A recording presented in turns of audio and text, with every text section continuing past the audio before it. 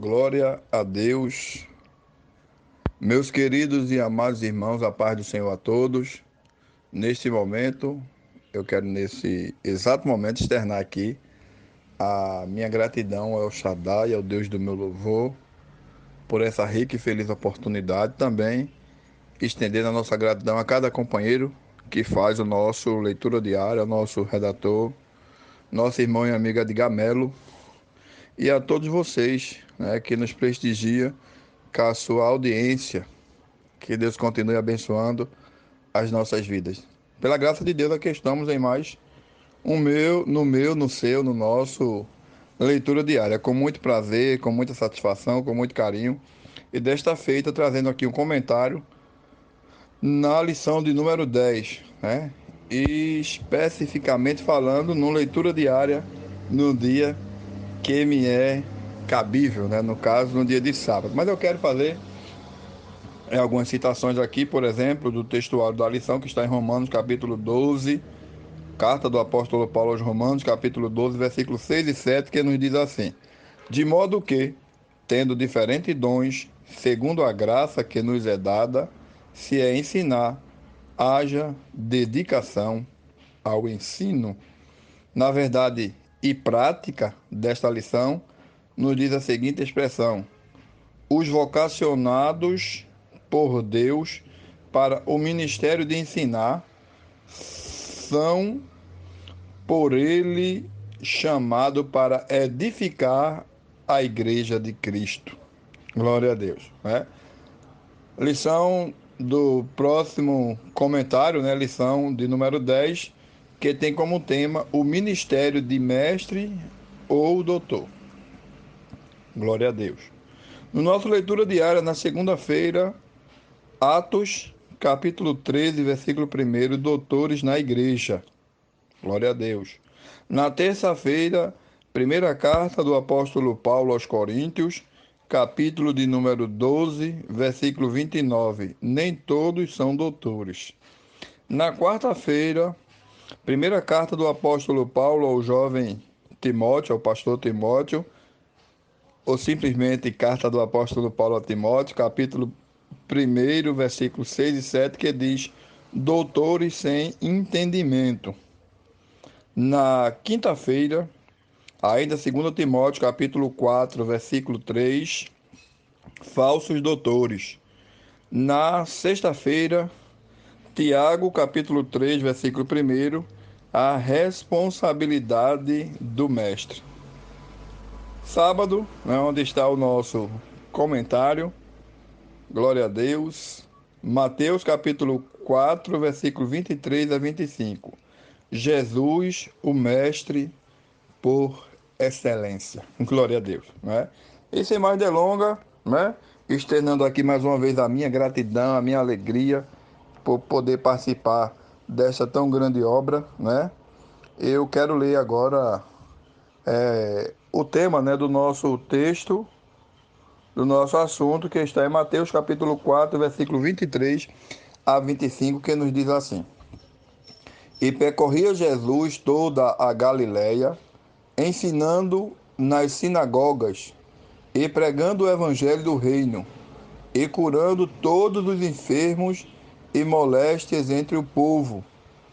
E a sua fama correu por toda a Síria, e traziam-lhe todos os que padeciam, acometidos de várias enfermidades e tormentos, os endemoniados, os lunáticos, os paralíticos, e ele os curava.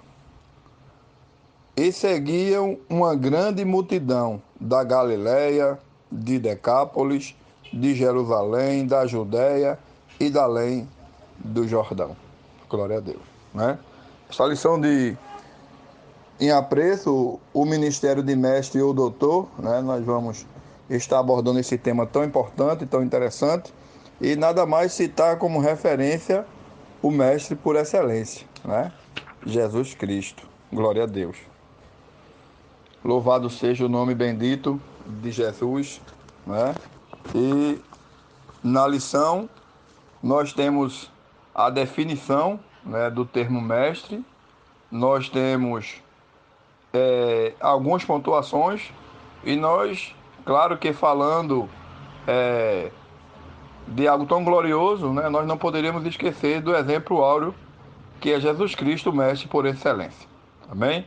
O ministério de ensino da palavra ele é primordial para a igreja exercer o discernimento no que tange ao tempo em que ela vive. Isso aqui é uma introdução, né? Tão importante é a função do mestre na igreja que as Escrituras declaram o quanto ele deve se esforçar-se intelectualmente para exercer tão sublime tarefa. Romanos capítulo 12, versículo 7. Né? É uma tarefa importante e indispensável, que exige muito daqueles, né, que a desempenham. Glória a Deus. É uma missão áurea, é uma missão urgente, é uma missão de suma importância, né, que vai requerer daqueles que a executam alguns pré-requisitos que eu já quero citar, né, daqui mais alguns instantes. Mas antes eu quero pontuar aqui a exemplo do nosso modelo áureo de mestre. Glória a Deus. O doutor da Galileia. Glória a Deus. O mestre incomparável, né? No versículo, nos versículos 23, né? A palavra de Deus nos diz que a percorria Jesus, ensinava nas sinagogas e pregando o evangelho do reino, né? No seu ministério terreno, seus sermões, ensinos e discursos, eles eram inflamados pelo amor às pessoas, às vidas, às almas, né? Diferenciando dos mestres da sua época, do tempo em que Jesus apareceu ali pregando, né? De sorte que as suas palavras eram diferentes das dos escribas e a multidão admirava, dizendo: ele prega com autoridade e não como os fariseus e escribas. Jesus ele trazia como apicentro ali daquela missão o amor pelas vidas. Glória a Deus, né? Como mestre por excelência, ele nos ensina a tão importante missão, né? E que acima de tudo um amor desprendido, um amor abnegado pelas vidas, o compungia, né? A estar ali entre as multidões, pregando, ensinando, curando, trazendo libertação, aleluia, sendo um instrumento de Deus, né? E no tocante a algo tão importante, nós, como servos do Senhor, temos este áureo exemplo, né, do mestre por excelência, do mestre que ele teve o prazer, né, de denotar o seu amor. E ainda nós não poderemos esquecer de algo tão interessante e importante que Jesus fez questão de deixar e cabe perfeitamente a quem ensina a palavra, quem trabalha com o ministério da palavra, né? Entender, eu tenho comumente para mim, na concepção humanamente falando, do homem, do irmão Jorge, esse que vos fala humildemente, que para mim é o exemplo base para quem ensina a palavra de Deus. Né? O apóstolo Paulo, ele foi um exímio ensinador e é claro que ele teve como exemplo áureo o mestre Jesus. E a Bíblia diz que um dia, no capítulo 13 do Evangelho segundo escreveu João, versículos 4 e 5, Jesus ele aparece ali e faz algo que até então era algo inédito, né? Ele naquela ceia, naquele momento da Santa Ceia, Jesus ele tira suas vestes e cinge-se com uma toalha e começa agora ali a lavar os pés dos seus discípulos e enxugar com a toalha na qual ele estava cingido, né? Até então, nunca na história dos judeus um mestre havia feito algo tão humilde, né? Algo tão marcante, de forma que a reação de Pedro, com certeza, ela refletia o que os judeus pensavam naquela época. Mas a declaração do mestre é interessante, que ele nos diz assim: vocês me chamam de mestre e senhor e dizeis bens, porque eu sou. Se vós me chamais de mestre e senhor, né? Eu fiz questão de deixar para vocês um exemplo. Eu sendo mestre e senhor, eu lavei os pés dos meus discípulos para vos dar os exemplos. Um exemplo para vocês. Que assim como eu vos fiz, vós deveis fazer também, né? A humildade deve marcar, deve ser um norte, né? Na vida daqueles que ensinam a palavra de Deus. Glória a Deus. Glória ao nome de Jesus. E num contexto secular, né? O tempo ele acaba correndo muito rápido, graças a Deus, né?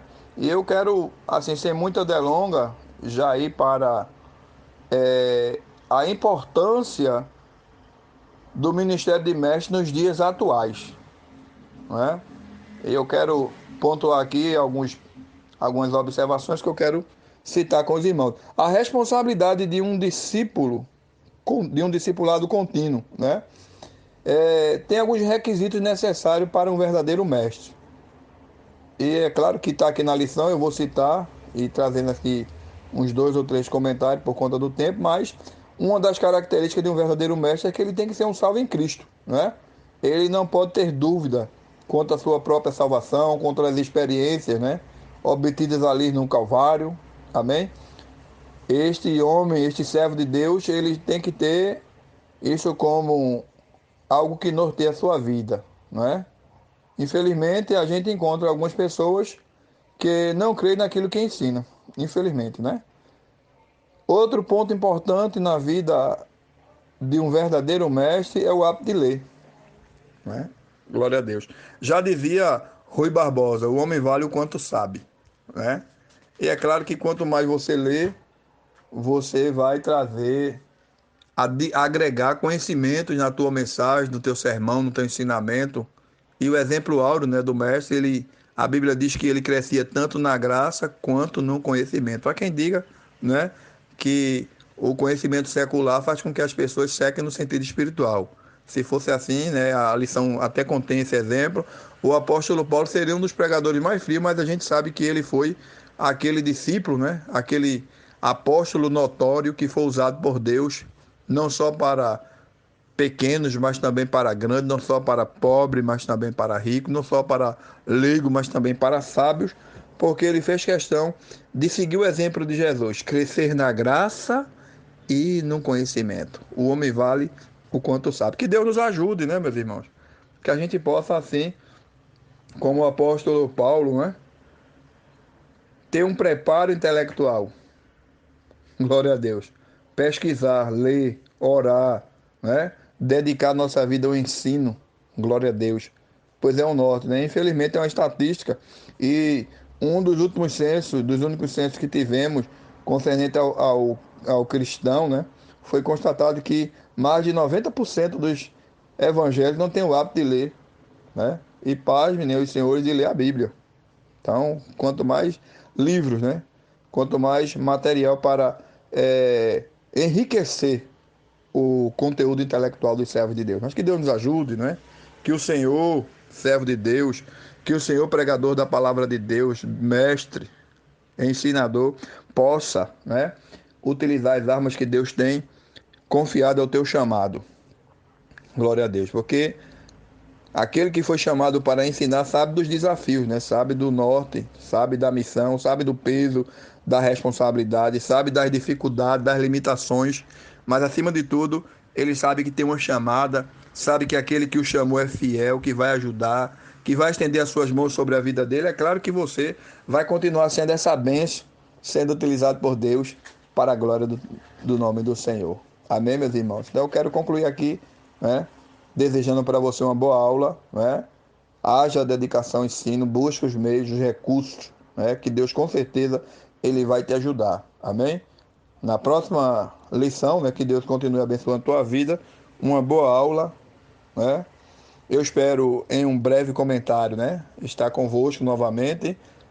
E aqui vos deixo um abraço, as nossas saudações, né? Que Deus continue abençoando a tua vida. Até um próximo leitura diária, se Deus assim nos permitir, do teu irmão e amigo Jorge Araújo, esse que vos fala. Amém? Deus abençoe, um abraço a todos, fiquem todos na paz do Senhor.